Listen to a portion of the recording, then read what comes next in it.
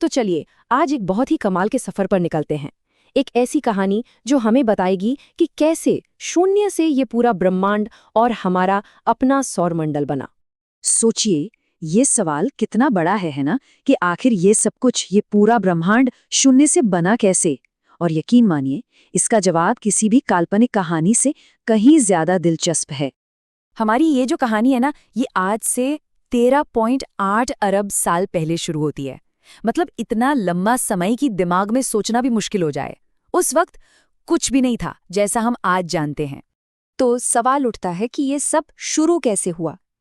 देखिए, ये कोई स्पेस में हुआ धमाका नहीं था। ये तो खुद स्पेस का यानी अंतरिक्ष का ही फैलाव था। चलिए इस चीज को थोड़ा और समझते हैं। आप बस कल्पना करके देखिए, पूरा का पूरा ब्रह्मांड, हमारी धरती, सूरज, अरबों गैलेक्सीज, सब कुछ एक सुई के नोक से भी कहीं ज्यादा छोटे से पॉइंट में सिमटा हुआ था। और ये पॉइंट बेहिसाब गर्म और डेंस था। और सबसे कमाल की बात जानते क्या है? कि ये सब कितनी तेजी से हुआ। मतलब यूनिवर्स के बनने के पहले कुछ मिनटों के अंदर ही हाइड्रोजन और हीलियम जैसे सबसे जरूरी बेसिक बिल्डिंग ब्लॉक्स तैयार हो चुके थे। इस शुरुआती धमाके के बाद जानते हैं क्या हुआ? लाखों सालों तक घना अंधेरा। इसे कॉस्मिक डार्क एजेस भी कहते हैं। ये वो वक्त था जब ब्रह्मांड अपनी पहली रोशनी का इंतजार कर रहा था, पहले सितारों के जन्म का। शुरुआत में तकरीबन 3,80,000 सालों तक यूनिवर्स एक गरम धुंधले प्लाज्मा सूप जैसा था। मतलब इतना घना कि लाइट भी उसमें से गुजर नहीं सकती थी। सोचिए, एक ऐसा ब्रह्मांडीय कोहरा जिसमें कुछ भी देखना मुमकिन नहीं था। और फिर ग्रेविटी ने अपना काम करना शुरू किया। उसने धीरे धीरे हाइड्रोजन गैस के बड़े बड़े बादलों को एक साथ खींचना शुरू कर दिया। और जब ये बादल बहुत ज्यादा घने हो गए तो उनके अंदर न्यूक्लियर फ्यूजन यानी परमाणु संलयन की आग भड़क उठी और ब्रह्मांड के पहले सितारे जल उठे। देखिए, ये जो पहले सितारे थे ना, ये सिर्फ अंधेरे में रोशनी के सोर्स नहीं थे। असल में ये विशाल फैक्ट्रियां थी। ऐसी फैक्ट्रियां जहां वो सामान बन रहा था जिससे आगे चलकर ग्रह और शायद जिंदगी भी बननी थी। इन सितारों के कोर में, उनके दिल में हाइड्रोजन और हीलियम जैसे हल्के एलिमेंट्स आपस में जुड़कर कार्बन, ऑक्सीजन, लोहा जैसे भारी एलिमेंट्स बना रहे थे। जी हाँ, ये वही एलिमेंट्स हैं जिनसे हमारे ग्रह बने हैं, जिनसे हम बने हैं।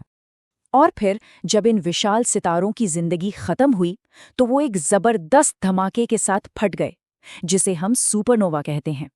और इस धमाके ने वो सारे कीमती एलिमेंट्स जिन्हें हम स्टारडस्ट या तारों की धूल कहते हैं, पूरे ब्रह्मांड में बिखेर दिए। यही वो कच्चा माल था जिससे आगे चलकर सब कुछ बनना था। तो चलिए अब कहानी को थोड़ा आगे बढ़ाते हैं और अपने घर यानी हमारे सोलर सिस्टम की तरफ आते हैं। देखते हैं कि इस स्टारडस्ट से हमारे ग्रह कैसे बने। ये कहानी है लगभग 4.6 अरब साल पहले की।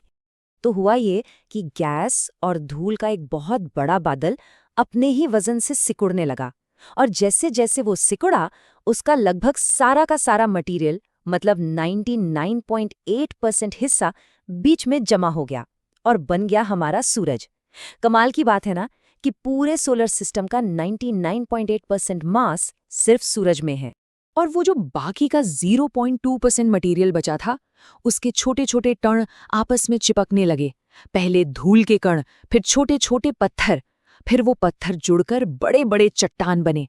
और फिर लाखों करोड़ों सालों तक ये चट्टानें आपस में टकराती रहीं, जुड़ती रहीं और आखिर में जाकर हमारे ग्रह बने।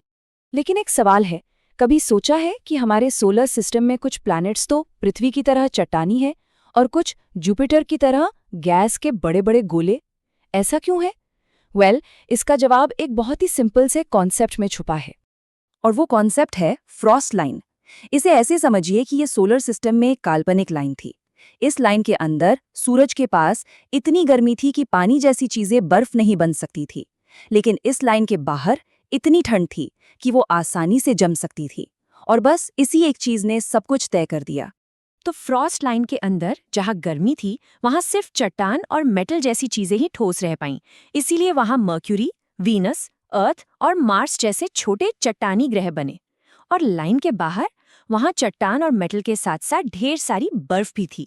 इस एक्स्ट्रा मटेरियल की वजह से वहां जुपिटर और सैटर्न जैसे गैस के विशाल ग्रह बन पाए। और फिर आया आखिरी स्टेप।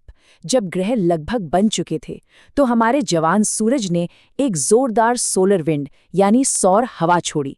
इस हवा ने एक तरह से पूरे सोलर सिस्टम की सफाई कर दी, बची खुची सारी गैस और धूल को उड़ाकर बाहर कर दिया, और तब जाकर हमें वो साफ सुथरा सोलर सिस्टम मिला जिसे हम आज जानते हैं।